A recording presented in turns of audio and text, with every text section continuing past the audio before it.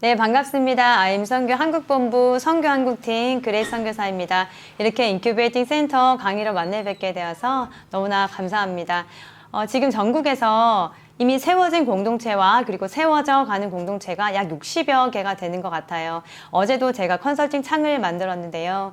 지금 좀 순서를 나누자면은 처음으로 저희가 이제 소통을 하면서 만들어진 창이 컨설팅 창입니다. 그 창을 통해서 세워지는 공동체들이 소통하는 창을 만들고 있고요. 그리고 인큐베이팅 센터로 들어갔을 때도 그 소통 창구를 사용을 하고 있고요. 그리고 인큐베이팅이 끝났을 때 이제 본 공동체로 세워지는 것이죠. 이렇게 세워지는 공동체들을 위해서 정말 오늘도 전국에서 수고하시는 모든 분들을 축복하고 너무 감사를 드리면서 한번 시작을 해보겠습니다. 오늘 나눌 내용은 인큐베이팅 센터에서 어떤 교육들을 인큐베이팅이 들어오는 분들에게 해야 되나 라는 것을 좀 리스트업을 하고 아마 조금 디테일하게 설명까지 다 하지 못할 거지만 앞으로 그것에 대해서 CBUP 강의 중에 예를 들면 SPC 관리라고 하면 CBUP 강의 중에 그것이 자세한 내용이 설명되어 있기 때문에 또 강의가 있는 것을 링크를 준비를 하고 또 없는 것들은 앞으로 어떻게 조금 보완을 해나갈 건지에 대해서 한번 생각을 앞으로 어떻게 할 건지에 대해서 조금 다시 리스트업을 하도록 하겠습니다.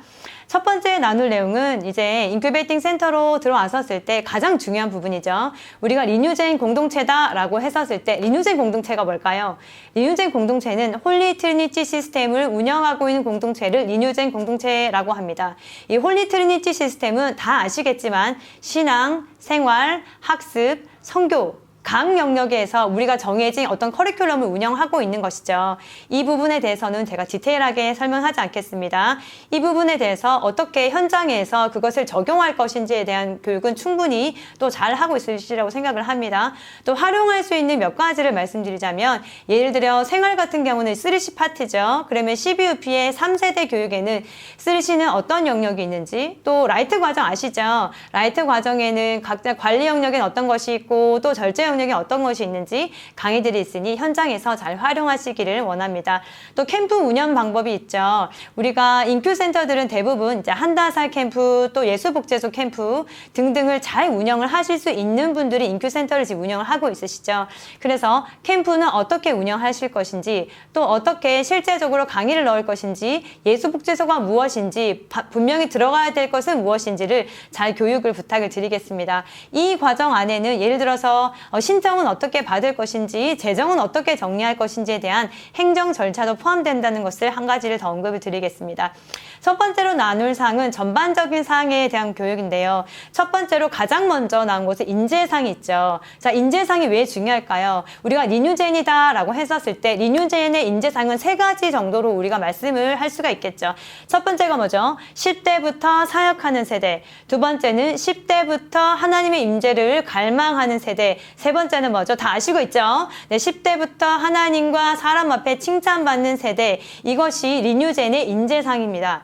인재상이라는 것은 무엇이냐면 우리가 이 교육을 통해서, 교육이라는 것은 변화고 그 변화라는 것은 훈련을 통해서 이루어집니다. 그럼 이 훈련과 그리고 교육을 통해서 어떠한 아이를, 어떠한 학생 선교사를 세워갈 것인가 라는 목표점이라고 할 수 있죠. 그래서 각 공동체에서 인큐베이팅이 오셨을 때에 인재상을 어떤 사람을 세우길 원하십니까? 물론 지금은 저희가 이제 리뉴젠이다 라고 했었을 때 대부분 이제 같은 인재상을 갖기도 합니다. 어쨌든 우리의 목표점을 확인을 해야 되기 때문에 인재상을 반드시 생각을 해보셔야 된다라는 것을 언급을 드리고요.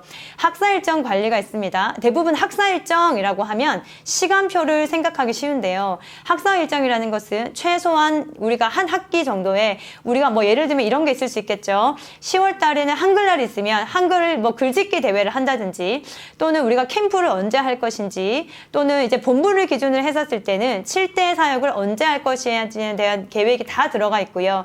또는 가정훈련 기간도 다 포함이 되어 있습니다.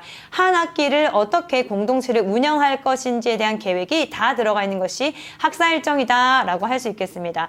또 월간 계획이 있고 이제 시간표가 있죠. 현장에서 우리 매일 돌아가는 시간표가 있을 것이고 또 주간 시간표가 있고 또 월간 시간표가 있겠죠. 그것이 어떻게 이것을 관리를 해야 되고 만들어야 되는지에 대한 교육이 필요합니다. 또 사역자 모임이 있죠. 자, 사역자 모임이 무엇인가요? 우리가 비전을 선포하는 시간이지요. 사역을 나누는 시간이지요. 기도를 모으는 시간이지요.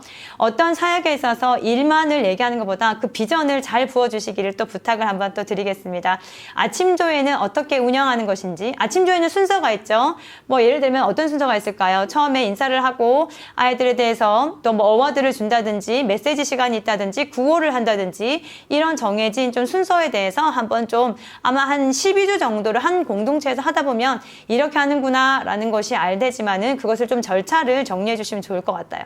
패밀리 모임이 있습니다. 패밀리 모임은 어떻게 운영을 하는 것인지, 패밀리를 어떻게 어떠한 기준으로 아이들을 같이 팀을 짤 것인지, 또 패밀리 중에서는 학습 패밀리가 있고 또 영적인 패밀리가 있죠.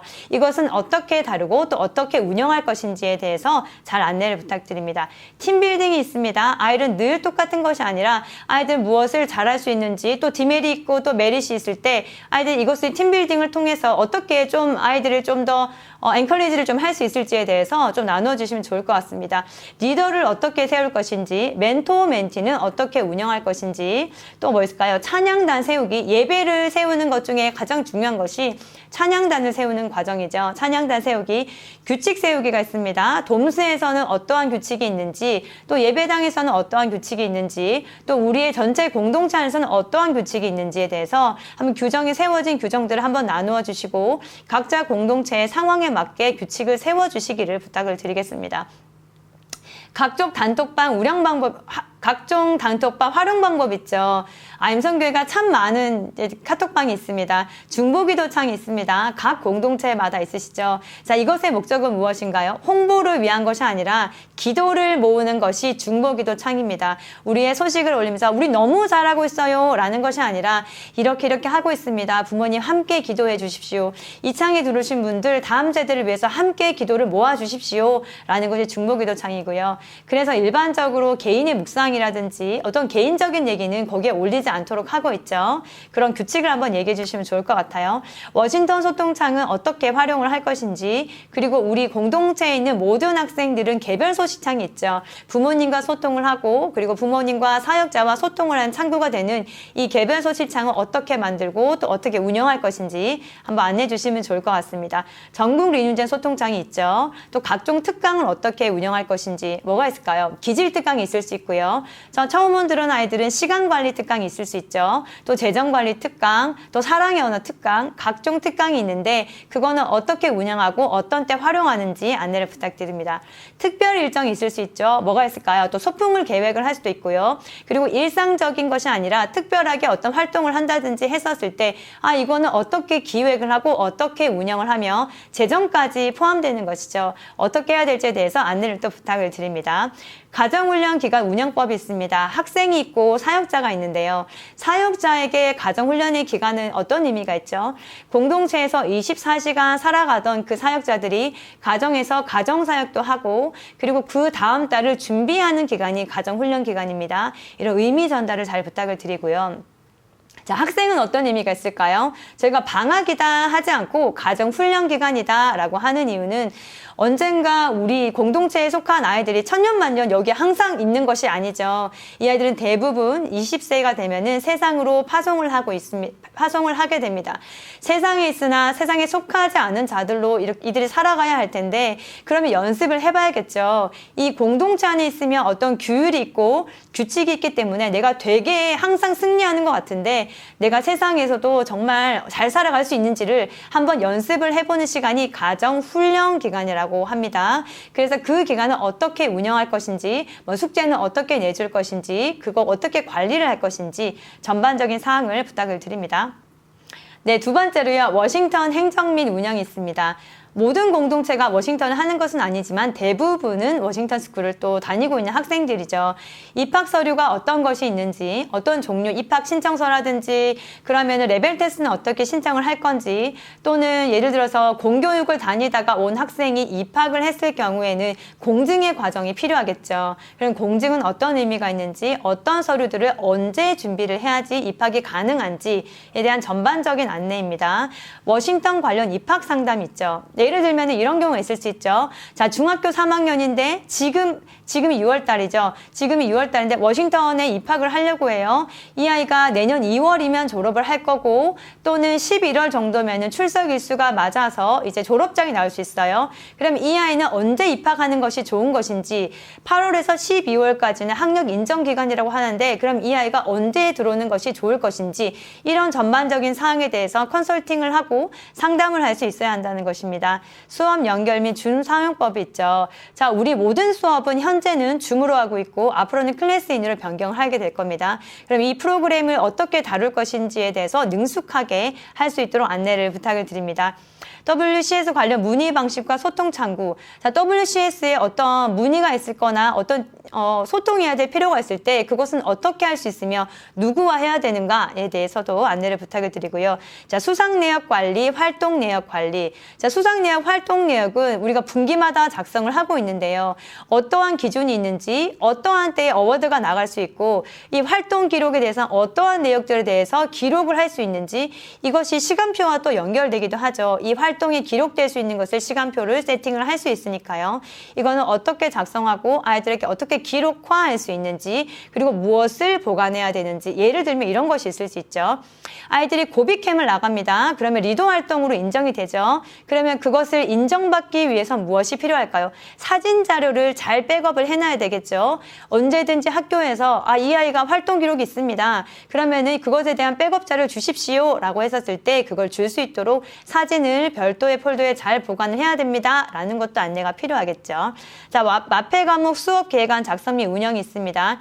마페 과목을 아시죠? 예체능 과목이죠. 그 중에 4과목인데요. 그 중에서 그것은 자, 수업을 우리 공동체 내에서 운영하기 때문에 수업 계획안을 어떻게 짤 수 있는지 반드시 미술과 음악을 해야 되는 건 또 아니죠. 그러면 그 외의 것들은 어떻게 세팅을 할 수 있는지 그것에 대해서 안내를 잘 부탁을 드립니다.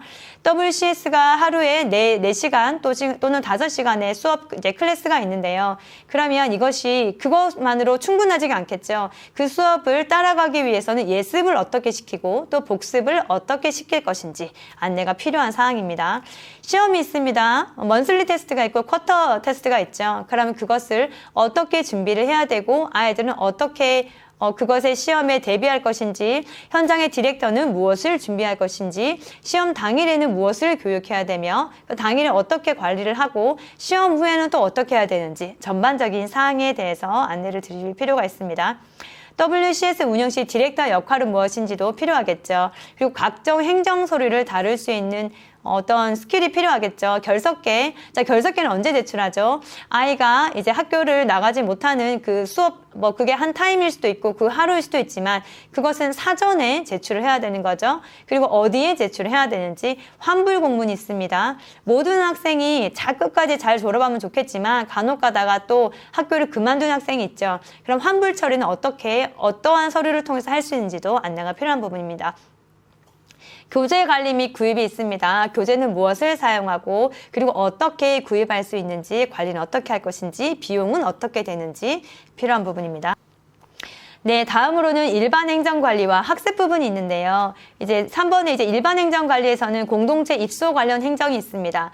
WCS로 입학을 했었을 때도 입학에 대한 신청서가 필요하지만 이 아이는 그것뿐만이 아니라 신앙생활 학습 선교를 모두 강령력을 훈련받는 선교사가 세워지기 위해서 공동체로 입소를 하게 됩니다. 그러면 공동체로 입소하기 위해서 이 아이가 어떤 서류를 제출을 해야 되는지 자, 이 부분에 대해서는 샘플로 IM러닝 홈페이지에 본부의 서류가 게시판에 올려져 있으니 한번 확인해 보셔도 좋을 것 같습니다. 활용하실 수 있습니다. 그리고 또 어떤 공동체에 처음 입소했을 때 공동체 처음 입소를 했을 때 퇴소에 대한 규칙을 처음부터 그 사인을 보통 하거든요. 그런 내용까지 필요한 부분입니다. 재정 관련 행정이 있겠죠. 이제 모든 공동체가 재정 없이 돌아갈 수는 없겠죠. 재정은 누구한테 보고를 해야 되는지 어떻게 관리할 것인지 예를 들어 보겠습니다. 파트타임이나 풀타임 사역자가 그 공동체 일로 기름을 본인의 차로 기름을 넣고 왔어요. 그러면 이 기름을 어떻게 청구를 하면 될 것인지 어떠한 기준이 있을 것인지에 대한 간단한 매뉴얼이 또 필요하겠죠. 또 어떤 것이 있을까요? 공동체의 전반적인 행정 관리가 있을 수 있겠습니다. 원래 보고서 작성. 우리 리뉴젠 공동체들은 한 달에 한 번씩 원래 보고서를 작성을 합니다. 언제 작성을 하죠? 매월 원래 회의가 있고요. 그리고 그 전주 금요일까지 제출하도록 되어 있습니다. 이 원래 보고서는 어떤 내용인가요? 신앙생활, 학습, 선교의 각 영역이 어떻게 공동체에서 구현되고 있는지를 기록하는 서류죠. 시간표는 이렇습니다. 사역자 구성은 이렇습니다. 학생들은 이렇습니다. 그 학생들이 몇 학년이고 이렇게 구성되어 있습니다. 자, 신입생 은 이렇습니다. 또 퇴소한 학생은 이렇습니다. 라고 기록되어 있는 모든 서류입니다. 그리고 뭐 피드백을 준다든지 본부에 문의사항이 있을 때도 이 원래 보고서를 활용하고 있습니다. 안내를 부탁드립니다. 학비 세팅이 있죠. 우리가 기준은 있습니다. 뭐가 있을까요? 우리가 입학금이 300만 원이라는 기준이 있고요. 또 우리 통합경의 공동체는 85만 원, 그리고 기숙경의 공동체는 115만 원이라는 기준이 있지만 각 공동체의 사정에 따라서 교인장학금이라든지 목회자 자녀장학금이라든지 여러 가지 장학제도를 운영할 수 있습니다. 지금 인큐센터에서 운영하시는 장학금을 좀 소개시켜줘도 좋을 것 같고요. 이 학비를 어떻게 운영을 해야 될 것인지에 대해서 한번 안내를 부탁드리고요.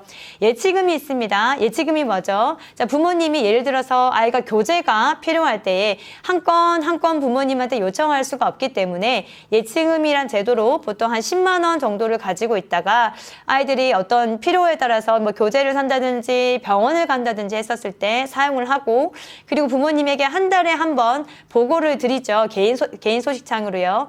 또 월중에 부족할 때는 좀 다시 안내를 드려서 채워지도록 하는 예치금 제도가 있죠. 이걸 어떻게 운영할 것인지에 대해서도 안내가 필요합니다.